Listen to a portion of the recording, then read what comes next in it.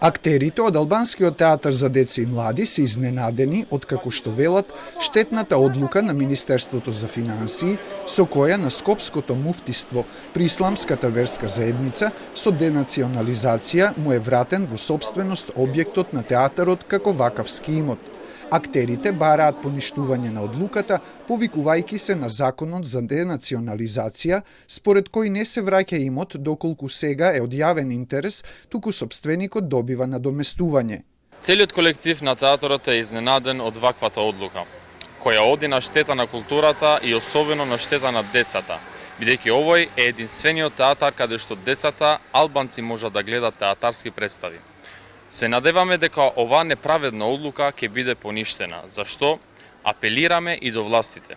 Поништувањето на одлуката го гледаме како единствено решение и не прифаќаме друго. За отуѓувањето на објектот на театарот и добивањето статус на подстанари, директорката без конкретен одговор.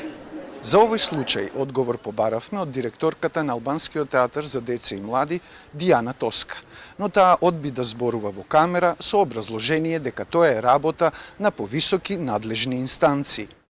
За сега молк и од Министерството за финансии, а од ИВЗ со одговор дека објектот е вратен во нивна сопственост, зашто поседуваат документи во катастар и дека со него тие веќе менаџираат.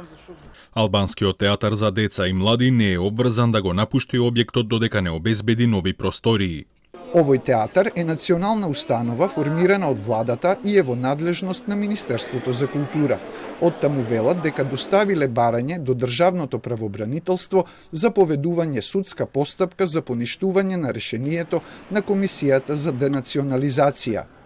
Во конкретниот случај од страна на првостепената комисија при Министерството за финансии постапено е спротивно на Законот за денационализација, Законот за заштита на културно наследство и на Кривичниот законник.